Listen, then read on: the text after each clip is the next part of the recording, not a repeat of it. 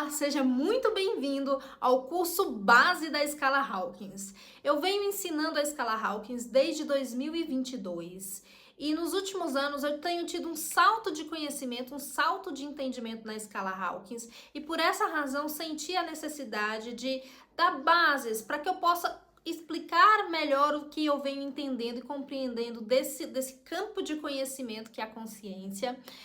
E para isso eu senti a necessidade de fazer esse curso, que é o curso base, onde vai dar uma noção básica do que é a escala Hawkins e qual que é a aplicabilidade dela na nossa vida.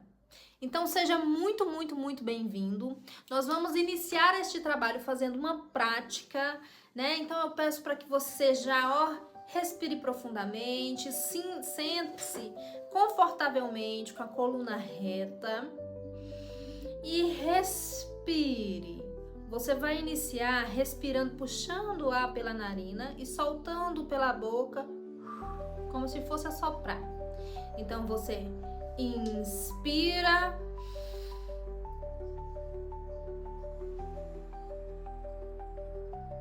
mais uma vez.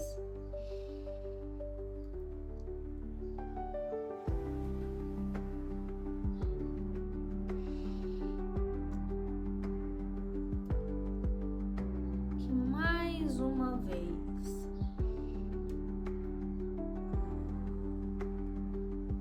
Então você vai agora fechar as suas mãos em punho, na altura do coração, um pouco acima do coração, entre o coração e a clavícula. Vou até tirar aqui para facilitar o entendimento, para não fazer barulho.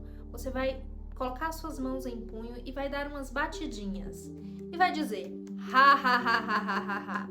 Ha ha ha ha ha ha ha. Ha ha ha ha ha ha ha. Ha ha ha ha ha ha.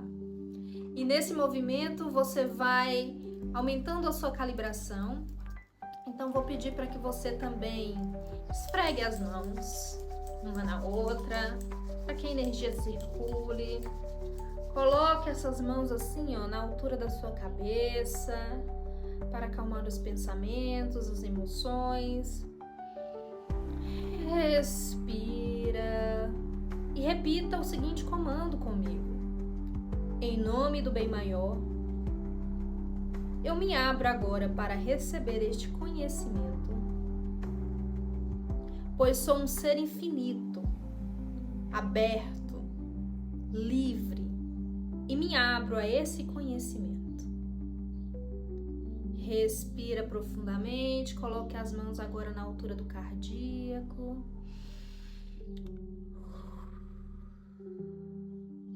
Mais uma vez.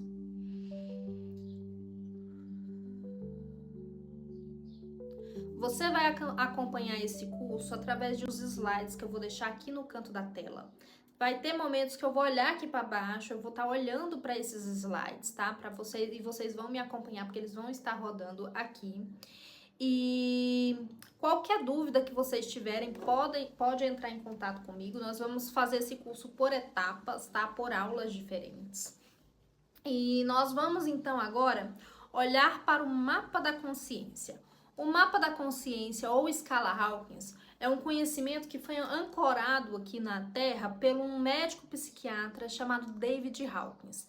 David Hawkins, ele dedicou anos, décadas da sua vida ensinando, aprendendo, fazendo estudos, experimentos, pesquisas referente ao campo de consciência humana. Ele era diretor de um grande hospital psiquiátrico, de uma grande ala psiquiatra, cerca de 2.000 leitos lá nos Estados Unidos. E seus estudos culminaram no que ficou registrado como mapa da consciência e do qual a gente chama aqui da escala Hawkins. O mapa da consciência é um panorama geral acerca dos campos da consciência, dos seus níveis energéticos correspondentes, bem como das suas características. E por que isso é tão importante da gente estudar? Esses campos, eles operam em nossas vidas, organizando toda a nossa vida. A partir de um momento que a sua consciência está alocada em um dos campos de consciência, a sua vida passa a ser operada e regida por este campo. Aqui, por exemplo, nós temos o João. O João tem a sua consciência, o seu nível de consciência calibrado em um campo de culpa. Isso significa que tudo em torno do João vai ser visto a partir dessa ótica, a partir dessa lente. Sua visão de vida vai mudar, sua visão de Deus vai mudar. Os principais comportamentos vão responder a este campo de culpa, seus pensamentos vão responder a este campo. O processo na vida que João vai passar vai ser baseado neste campo de culpa. Aqui nós temos José. José é um homem calibrado, uma pessoa calibrada no nível da alegria. José vai passar a ver a vida com alegria, a sua visão de Deus vai ser uma, a sua visão de si mesmo vai ser uma, os seus comportamentos vão ser todos baseados nesse campo. Assim que a gente entra em contato com o campo da consciência, esse campo da consciência passa a definir várias coisas sobre a nossa vida. Os resultados que o José vai vivenciar e experienciar na sua vida serão bem diferentes dos resultados, né, das experiências que o João vai viver na vida. Isso por um único motivo: o campo de consciência a qual ele está associado muda, é completamente diferente. E nesse caso, então, as respostas que o José vai encontrar na vida, as experiências vão ser muito mais positivas, vão ser baseadas nesse campo da alegria. Enquanto o João vai passar a experimentar mais culpa vai atrair, mais situações desastrosas vão atrair na sua vida. E ao longo do curso nós vamos entender um pouquinho quais são esses campos e como que é a vida de quem está em um campo ou em outro campo de consciência. Vamos aqui para o mapa. No mapa você vai encontrar em uma coluna os estados de consciência, que são denominados aqui estados de contração e estados de expansão. Os estados de contração vai da vergonha, culpa, apatia, tristeza, medo, desejo, raiva e orgulho. E os campos de expansão, coragem, neutralidade, disposição, aceitação, razão, amor, alegria ou amor incondicional, paz e iluminação. E nós vamos falar um pouquinho mais de cada um desses campos, né, desses estados de consciência. Lembrando que quando a gente fala em estado de consciência, o estado, ele traz essa informação de que isso é algo mais estável. Eu digo que é como se a nossa consciência estacionasse numa faixa de informação, num campo de informação. E por isso essa faixa de informação passa a reger e operar as nossas vidas, influenciando em diversos aspectos.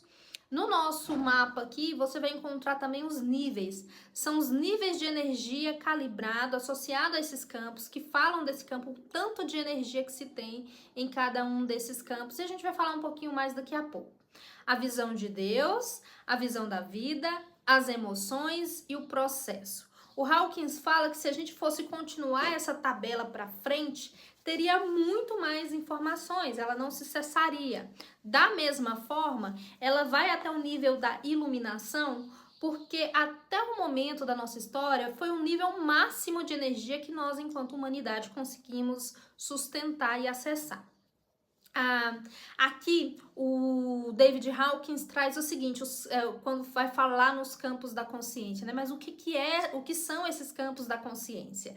Eu gosto muito dessa fala que diz: a mente humana individual é como um terminal de computador conectado a um banco de dados gigantes. O banco de dados é a própria consciência humana, da qual a nossa própria consciência é apenas uma expressão individual, mas com raízes na consciência comum de toda a humanidade. Existe uma consciência maior, uma consciência mestra, e nós somos uma expressão individual, a consciência humana, cada um de nós, somos uma expressão individual dessa consciência mestra e estamos ligados a ela.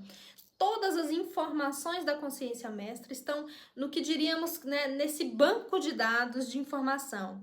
Então, tudo o que a gente experiencia, todas as experiências humanas estão nesse grande banco de dados e do qual nós temos acesso e podemos verificar.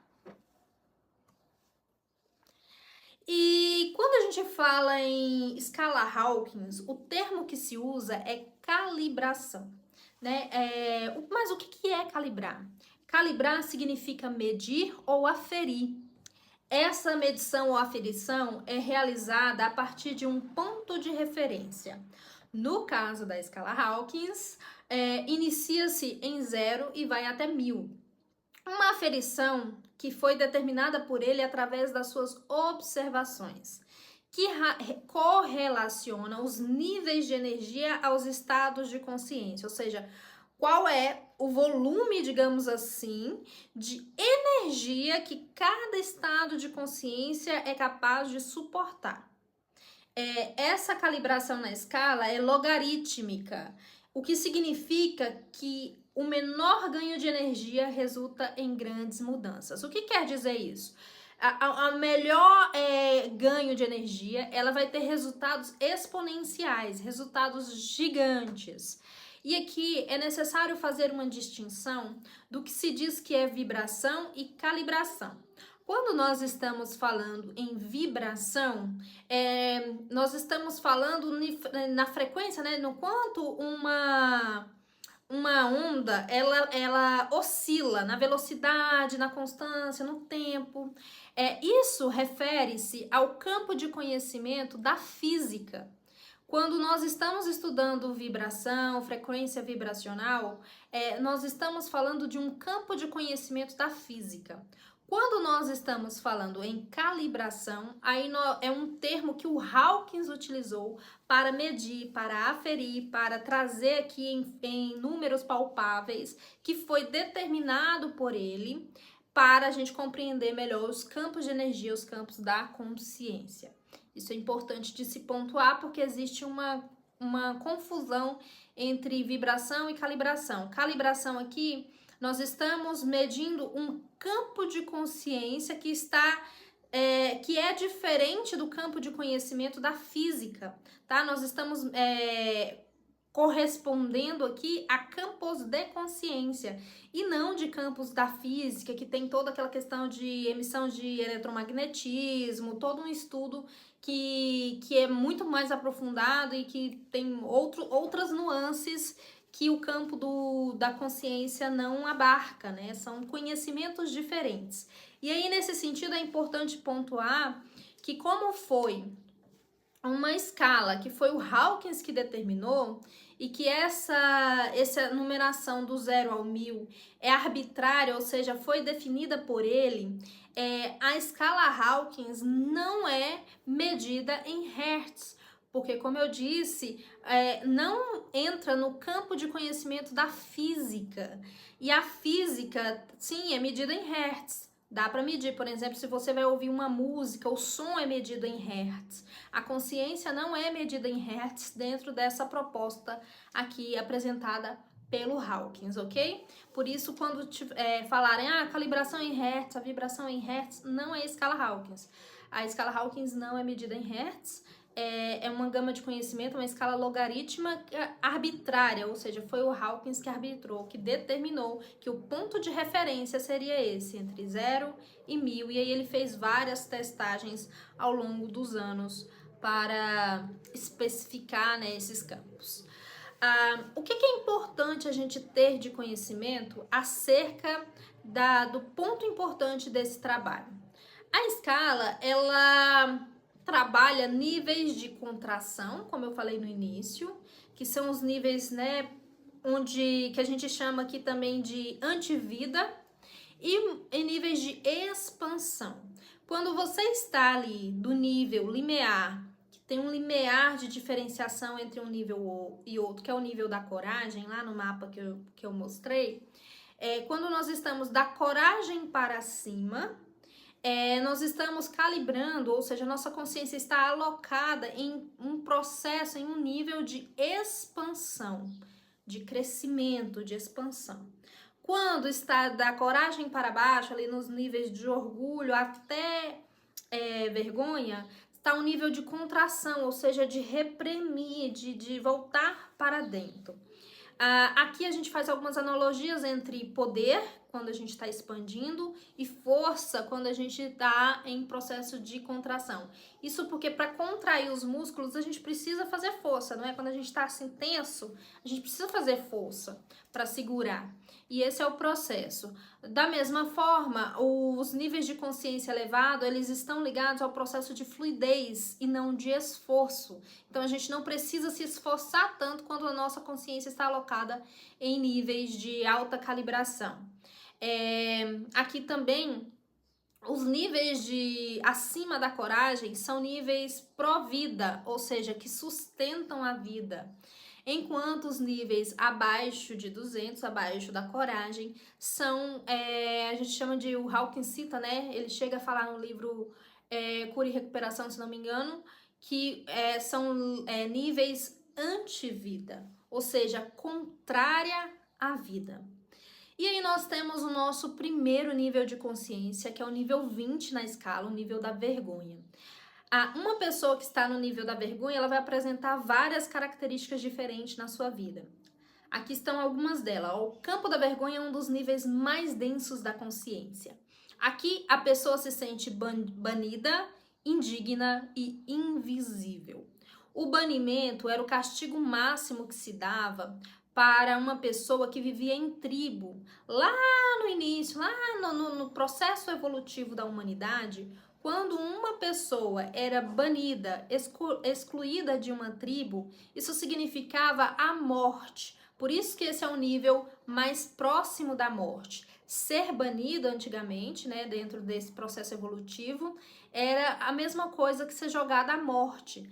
E por isso que é um nível tão difícil. A vida aqui parece miserável e sem valor. É um estado de profunda humilhação e sensação de inutilidade. É um estado de extremo encolhimento, de extrema contração, né? Retração, assim. Você se diminuir, fica encolhido e tem essa sensação profunda de inutilidade e passa por diversos processos de humilhação. Muitas vezes a pessoa se isola como uma postura tímida e retraída, como se estivesse sempre se escondendo do mundo. Internamente carrega um perfeccionismo extremo, julgando-se severamente e acreditando que precisa ser perfeito para ser aceito. Dentro de cada nível vai ter uma série de pensamentos, de sentimentos, de crenças e características. Aqui nós temos algumas dessas características. Então, quem está em nível de vergonha, ele acredita que precisa ser perfeito para ser aceito. Lembra lá que eu falei que na época das tribos, no processo evolutivo, o banimento significava a morte? Então, o que eu preciso fazer dentro dessa crença, né, dentro desse processo, para não ser banido? A crença de que precisa ser perfeito. E aí vai para um extremo de autocobrança muito grande também. Esse é um campo silencioso, mas perigoso, porque pode levar a pensamentos autodestrutivos e até justificar alguns atos de crueldade, tanto contra si como contra os outros. O Hawkins fala no livro Poder versus Força que o nível da vergonha é o nível dos vândalos, né? Por conta desse processo que se passa, que é um processo dentro da escala, dentro do mapa aqui, que é um processo de eliminação. Como ele quer eliminar, ele vai para o extremo, que é o vandalismo, tá? E aí ele pode voltar essa raiva, essa ira, né? Esse extremo para si ou para o outro. Vamos agora ao nível da culpa, que é o nível 20. A culpa é um campo onde a vida é percebida como algo errado e falho. Aqui, a pessoa carrega um peso constante de autorrecriminação e remorso, como se estivesse sempre pagando por algo, mesmo que inconscientemente. Existe uma sensação de ser culpado por tudo, e isso gera comportamentos de autopunição, autossabotagem, masoquismo, mas também pode provocar uma fúria e a acusação no outro, a projeção. A culpa ela pode ser tanto voltada para você quanto voltada para o outro. E aqui é um processo onde a pessoa se sabota, cria diversos mecanismos de autossabotagem dentro do processo da culpa, minguando aí as possibilidades de crescimento, né? Lembre-se que é um nível de contração, de baixa energia, onde é muito voltado para si. A energia da culpa alterna entre ser vítima ou como carrasco, vivendo num ciclo de destruição de si mesmo ou de quem está ao redor. Quem geralmente calibra na culpa, a consciência que está alocada nesse nível por um grande período de tempo, ela tende a ser uma pessoa vitimista ou carrasca com o outro, né? Muito duro, muito rígido com o outro também. E se fazer de vítima o tempo todo. É importante dizer que a nossa calibração ela varia em diversos temas da nossa vida. Mais para frente a gente vai ver, por exemplo, como que é as pessoas em alguns níveis em relação ao dinheiro. Como que é as pessoas em alguns níveis em relação à carreira. Então a gente oscila na complexidade da vida humana, a gente oscila muito entre um nível e outro. Só que nós temos um nível predominante ou uma somatória, uma média de todos os níveis que a gente calibra no geral nas várias áreas da vida. Por exemplo, uma pessoa pode estar na culpa relacionada a relacionamento amoroso e pode estar na disposição em relação à área de finanças, né? Dinheiro, finanças, trabalho, carreira. E em relacionamento amoroso, em relacionamento interpessoal, pode estar na culpa. Então a gente pode variar e andar aí durante todos os campos no decorrer da nossa experiência. É um campo onde a pessoa se sente que precisa pagar pelos erros. E muitas vezes justifica atos de violência física ou emocional, como modo de reequilibrar a balança moral. Aqui a pessoa, ela sente que ela cometeu um erro, cometeu um ou vários erros, que ela falhou em algum momento, ou ela projeta isso no outro e sente que o outro que falhou com ela. E aí é um desequilíbrio muito grande dentro das relações. Porque ou a pessoa se sente falho e por isso se contrai, se esconde também, de certa forma, ou ela culpa o outro como uma compensação para ver se equilibra e se ameniza esse processo de culpa. O próximo nível de consciência é o nível da apatia, que tem a calibração a nível 50. No campo da apatia, a vida é percebida como um fardo pesado e desesperador. Gente, o campo da apatia, ele tem várias armadilhas escondidas. É um dos campos extremamente desafiadores, porque ele também é um dos campos que a pessoa deixa de acreditar que qualquer ajuda é possível. Ele é extremamente desesperador nesse sentido. A pessoa se sente em total desespero e ao mesmo tempo recusa a ajuda, porque não acredita que qualquer ajuda seja possível. Ele tem vários mecanismos também diferentes para se manter, né, de manutenção. E às vezes a pessoa nesse processo ela se sente um fardo, sente que é um fardo ou que está carregando um fardo muito grande. A pessoa sente que não tem forças para reagir, mesmo quando há recursos ou oportunidades ao redor. Aqui, às vezes a pessoa tem os recursos necessários para fazer o que precisa ser feito, mas ainda assim não faz, porque falta energia. Não é só a falta de recursos. Eu diria que o nível da apatia está muito ligado ao processo de desfrute. A pessoa não consegue desfrutar de fato da vida. Não é só a falta de condições externas, mas principalmente a falta de energia interna para agir e para desfrutar também as grandes coisas da experiência da nossa vida. O sentimento predominante é o de desamparo, abandono e dependência emocional. As pessoas apáticas geralmente são aquelas pessoas que são tidas como um peso na vida, porque elas são pesadas. É aquela pessoa que chega no ambiente e todo mundo fala: ixi, fulano chegou, ixi, fulano chegou. E aí as pessoas vão aos poucos se afastando, umas poucas que ficam próximas. É aquela pessoa que quando você está perto, que você sai, você se sente esgotado, como se sua energia fosse sugada, porque é como ela sente que não tem energia, como se ela sugasse, de fato não tem, por conta do próprio campo que ela se associou, ela sugasse, ela vampirizasse a sua energia. E você sai daquela conversa, daquela situação sugado, extremamente sugado. Se você não tiver com a calibração também sustentando um bom campo. É importante dizer isso, porque esses campos somos nós que sustentamos, a nossa própria consciência individual que sustenta esses campos.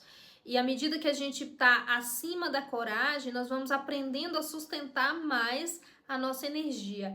É importante aqui dizer que nesses níveis baixos de consciência, a sua energia ainda não está totalmente fincada, alicerçada no mundo. E por isso que é tão desafiador, porque se a sua energia não está fincada no mundo, você fica vulneráveis às diversas mutações e mudanças do campo. Então, se a sua energia não está fincada e estabelecida no mundo, significa que os ambientes onde você está podem influenciar na sua vida, as pessoas com que você se comunica, encontra, têm um poder maior de influenciar na sua própria energia, porque a sua própria energia não está fincada e estabelecida. E a gente só começa a fincar e estabelecer essa energia no mundo a partir do nível de consciência da coragem, tá? E aí, se você tiver calibrado abaixo, acima da apatia, mas abaixo da coragem, entrar em contato com uma pessoa que está na apatia vai ser extremamente negativo para você. O sentimento predominante é de desamparo, abandono e dependência emocional. A pessoa sente que está à mercê do mundo, incapaz de mudar a própria realidade. Ela não acredita que ela pode mudar a própria realidade e por isso é aquela pessoa que é difícil da gente auxiliar, porque ela não acredita que qualquer ajuda seja possível. Com o tempo, essa energia de abandono se volta contra si mesmo, levando a negligenciar a saúde, a desistência de sonhos e da vida, como um processo de abandono progressivo. A pessoa vai se abandonando lentamente, deixando de fazer aquilo que gosta, deixando de fazer, enfim, de sonhar, de pensar em novas possibilidades. Na sequência, nós temos o campo da tristeza, que é o campo de nível 75. No campo da tristeza, a vida é percebida como trágica e irreversível, uma tragédia irreversível. O sentimento dominante é de arrependimento e desânimo, onde as perdas vividas são absorvidas como derrotas permanentes. O nível da tristeza é o nível da perda, onde a pessoa passou por algum processo na vida ou sentiu que perdeu algo na vida e sente que essa perda é irreversível. E aí ela se sente derrotada, e ela se arrepende por não ter mantido, né, por ter perdido aquilo. Pode ser em diversas áreas, relacionamentos, dinheiro, enfim, a pessoa sentiu que perdeu algo, que não necessariamente é uma perda real, mas uma perda emocional, uma perda aí a nível mental, em vários níveis. Ela sentiu que perdeu e sente que essa perca é irreversível. Então ela se afunda em um processo de tristeza, de desânimo, de arrependimento, né? Fica ali ruminando algumas coisas. A pessoa tende a generalizar suas experiências, confundindo a perda de um relacionamento, uma oportunidade ou uma fase difícil como a perda do amor, da esperança e até do próprio valor. Aqui há uma associação muito grande quando a gente passa por alguns relacionamentos, por exemplo, amoroso, e o relacionamento acaba e a pessoa sente que se perdeu de si mesmo. Em algum momento, ela acredita que ela perdeu inclusive o seu próprio valor, o seu próprio amor.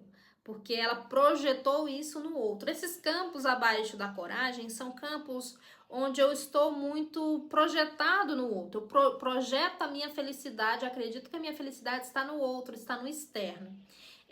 À medida que a nossa consciência vai avançando, aí a gente vai, né, compreendendo melhor onde de fato está a felicidade. E deixa de colocar essa felicidade no outro.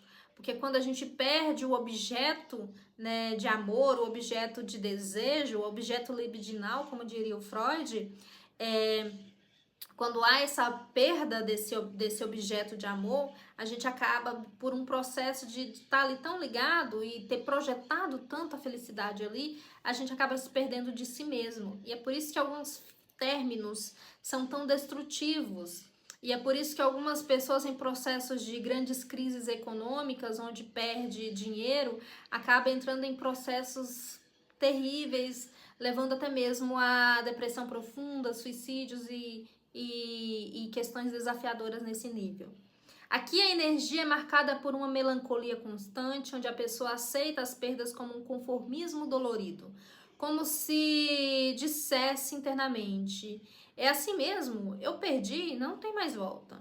O perigo desse campo está em permanecer nele por tempo demais, pois ele pode levar a uma depressão profunda, como eu falei, e uma desconexão total da vontade de viver. Como há uma perda desse objeto, daquilo que se julgou ser a fonte do amor, ser a fonte da felicidade, é como se a própria vida se desconectasse da própria vida, porque perde e acaba perdendo a vontade de viver.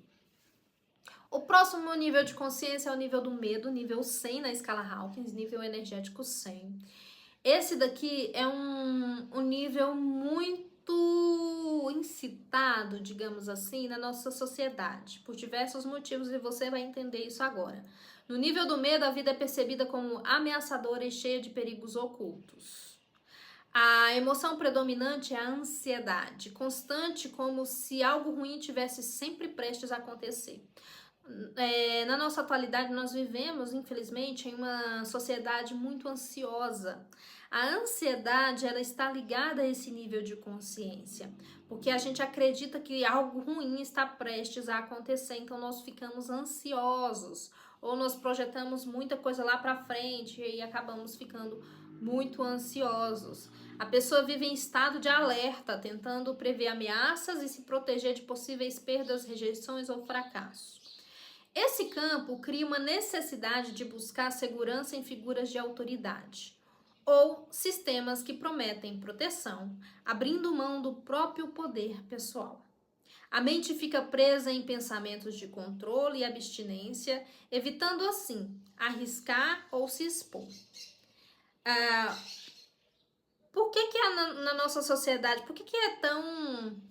Esse campo é tão incitado, digamos assim, em nossa sociedade, através dos noticiários, dos filmes, das séries, enfim, das conversas no bar, enfim, é um campo muito alimentado. Por quê? Porque as pessoas nesse nível, elas precisam e buscam por uma segurança, e elas projetam essa segurança em algo externo, que seja a níveis políticos, que seja a níveis econômicos, que sejam a níveis de relações. Elas são totalmente absortas do próprio poder pessoal e transferem essa sensação de segurança para fora. Então, estão o tempo todo buscando autoridade. E quando eu falo aqui em autoridade, gente, a autoridade na nossa vida pode ser inclusive um conhecimento que a gente acessa. Quando eu estou com medo de, sei lá, de qualquer situação na vida, às vezes eu vou parar para estudar e fico focado demais nos estudos, por exemplo, como se aquele conhecimento fosse algo que fosse me salvar. Aquele conhecimento fosse algo que fosse me tirar dessa situação e diminuir meu medo, tá? Então, um conhecimento também pode se tornar a sede, né, de uma projeção de uma busca por segurança. A mente fica presa em pensamentos de controle e abstinência, evitando agir, arriscar ou se expor. O medo também nos torna vulneráveis à manipulação. Lembra, se eu estou projetando a minha segurança lá fora, eu estou buscando líderes fortes, eu fico muito, muito, muito vulnerável à manipulação. Seja a manipulação de um líder forte político, seja a manipulação dentro das relações, dos relacionamentos, seja qualquer tipo de manipulação, porque eu projeto no outro essa sensação de segurança, logo eu dou o poder para o outro, e aí o outro consegue, ao seu bel prazer, me manipular. Pois qualquer discurso de proteção ou segurança nos seduz e faz com que deleguemos ao outro a responsabilidade por nossa estabilidade. Os níveis estudados até aqui, vergonha, culpa, apatia, tristeza e medo, são os níveis de consciência que a gente chama de campos inertes. Por que campos inertes? Vergonha, culpa, apatia, tristeza e medo fazem parte dos campos da consciência inertes. Ou seja, há mais resistência a mudanças, tendendo a permanecer no mesmo estado em que se encontra. São níveis mais difíceis de se ultrapassar. Cada nível vai ter as suas armadilhas ocultas, sua mensagem oculta. Mas são os níveis com mais densidade, mais difíceis de você sair, que você resiste mais à mudança, é muito mais difícil de sair, por isso são chamados de campos inertes ou níveis inertes. Inércia é um termo lá da física, né? Quando um carro, um ônibus começa a andar e tem aquele chacoalhão e puxa para trás, sabe? Quem já andou de ônibus ou a depender do carro, quando ele vai começar a pegar velocidade é como se tivesse um arranque para trás. Esse é o processo de inércia, quando você tem essa resistência a entrar em movimento. E esses são campos extremamente inertes. Aqui eu faço uma correlação com os campos, né, de consciência e alguns pontos da vida. Como eu falei para vocês aqui no início, o João, que está calibrando em um nível, vai ver vários aspectos da vida dele a partir desse nível. O José vai ver a partir daquele nível. Então vamos colocar aqui que o João vai ver a vida a partir do nível da vergonha. E aí nós trazemos dois aspectos que o João vai enxergar a partir do campo da vergonha: o dinheiro e a carreira. João enxerga a vida da seguinte forma: sente-se envergonhado de querer ter dinheiro ou acha que não merece prosperar. Energeticamente se torna invisível ao dinheiro. Então tá aqui o João querendo prosperar, querendo ter dinheiro na vida, né? Buscando a estabilidade financeira. Tô procurando aqui o que representa o dinheiro, mas não tô achando. Então vamos dizer que aqui aqui é o dinheiro, né? Foi o símbolo que eu encontrei, que é o da casinha. Aqui é o dinheiro. O João quer dinheiro. Falando aqui de uma forma, né, ele quer dinheiro.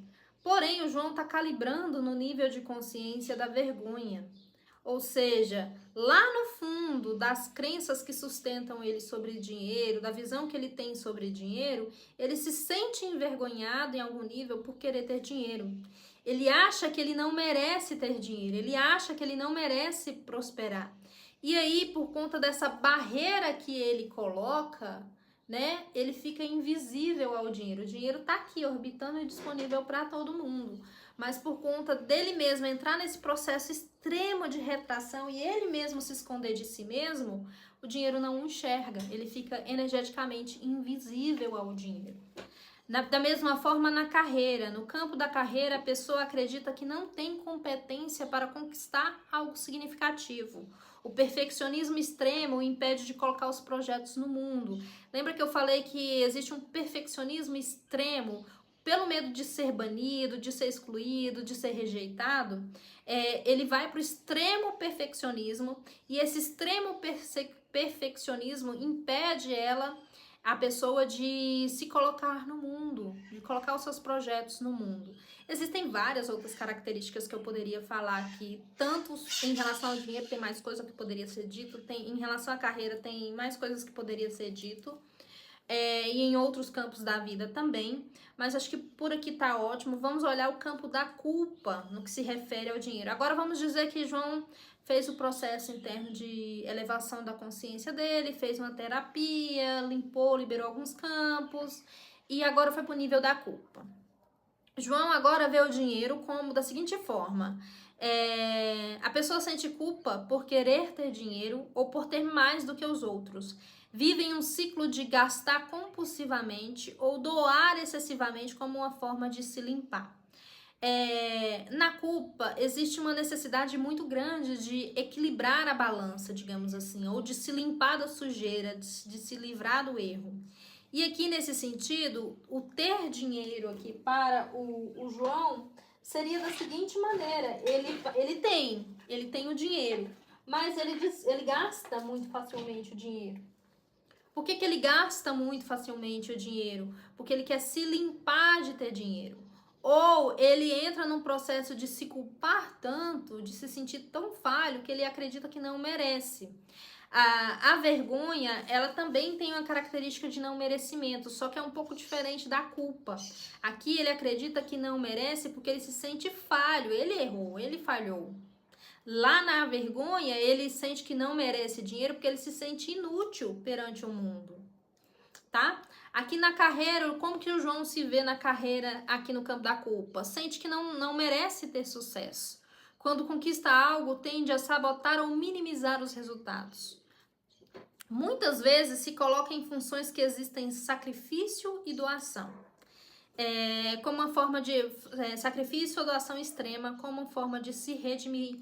É aquela pessoa que, por mais que tenha competências muito grandes, que tenha estudado, que tenha trabalhado para isso, ela ainda se sente em algum nível culpada a ponto de pegar qualquer trabalho e de se sobrecarregar muitas vezes, como uma forma de sacrifício, né? Como uma forma de tentar, como se doar o seu tempo e o seu trabalho fosse o necessário para compensar aquela dor que ele carrega, aquela sensação de culpa que ele carrega, ok?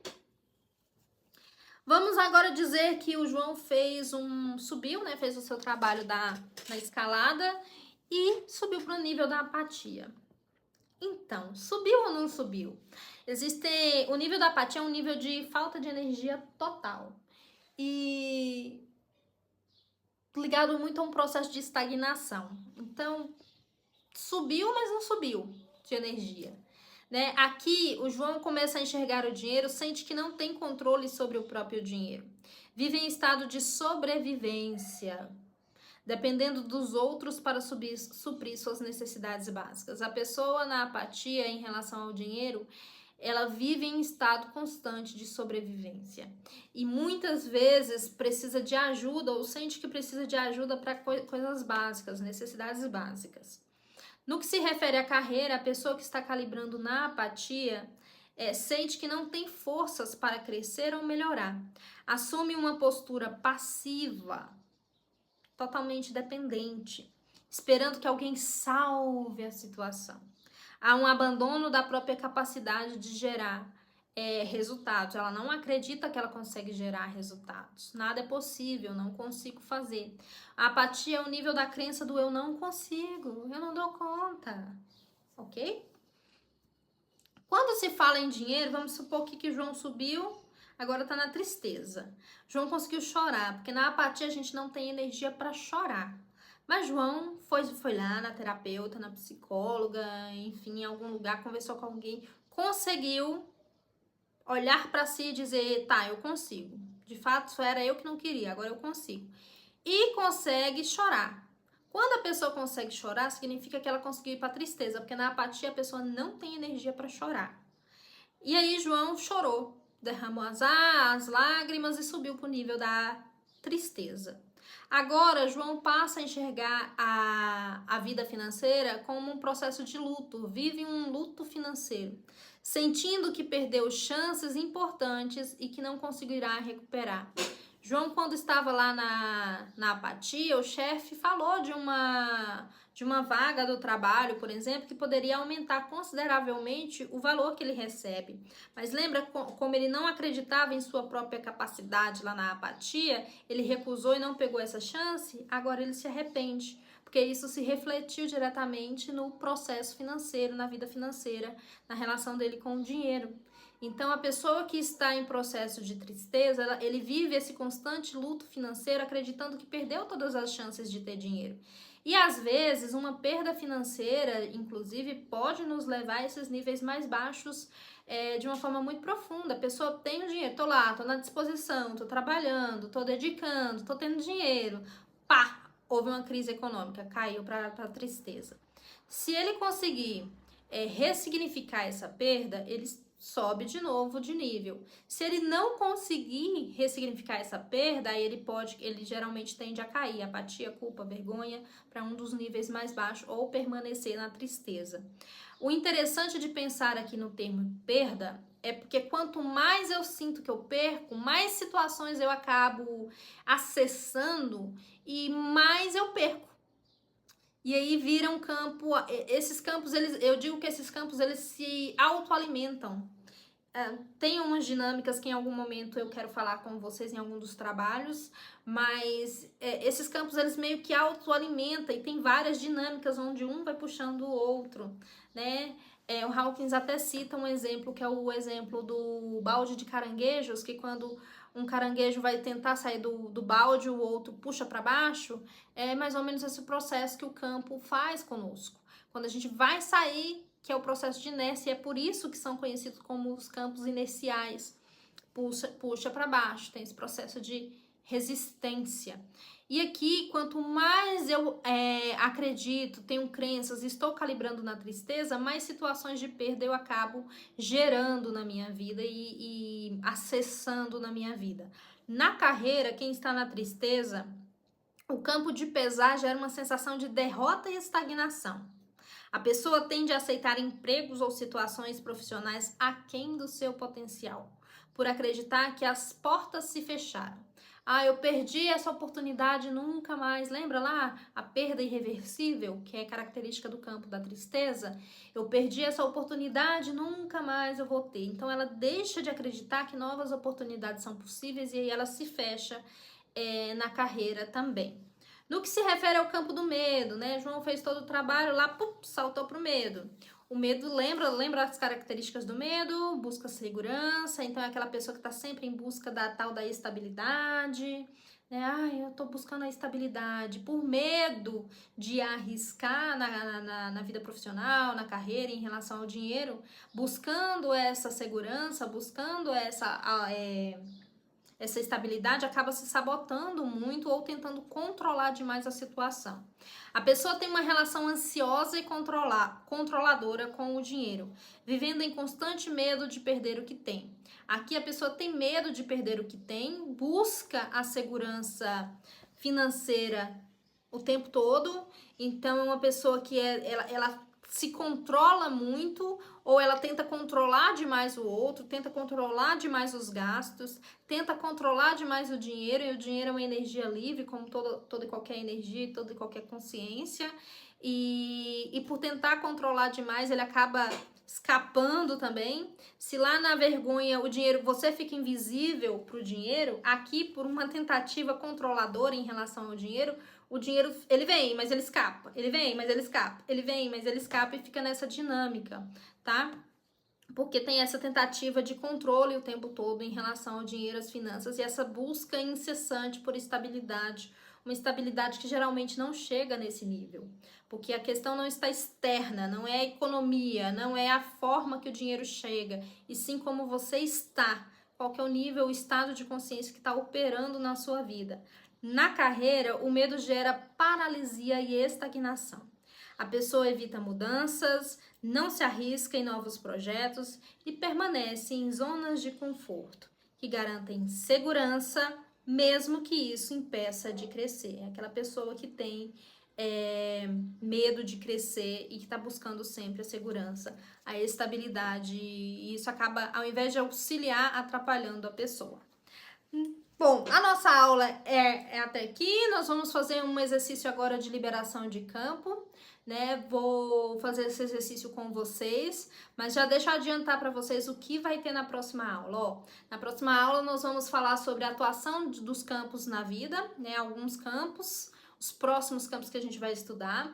Nós vamos falar agora quais são os campos enérgicos. Aqui a gente viu os campos inertes, né? Onde há uma resistência muito grande à mudança. Na próxima aula nós vamos estudar os campos enérgicos.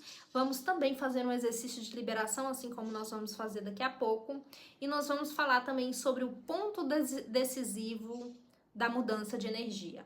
Então, atuação de alguns campos. Quais são os campos enérgicos, liberação de campos e o ponto decisivo na mudança de energia. É o que nós vamos ver na próxima aula. Fique atento. Se você ainda não está dentro do grupo da Escala Hawkins, é por lá que eu vou enviar a próxima aula. Então entre, vou deixar aqui o QR Code para você entrar no grupo. Pode convidar os amigos. Serão uma sequência de várias aulas que eu vou disponibilizar aqui para você. Pode convidar os amigos para participar também. Esse curso base, ele é um curso pensado e voltado para ser gratuito, para dar uma base, até para que eu consiga explicar mais outros entendimentos e dar esse salto de consciência junto com vocês aqui. Então, se você não está no grupo, acesse o QR Code ou o link que vai estar abaixo na descrição. Vamos agora fazer o exercício de liberação desses campos da consciência. Até a próxima aula. Traga a sua atenção para o seu corpo. Sinta como está cada parte do seu ser.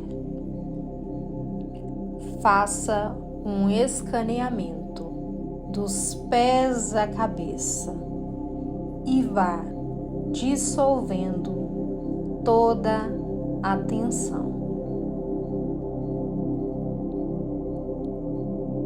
Perceba como estão os seus pés e relaxe.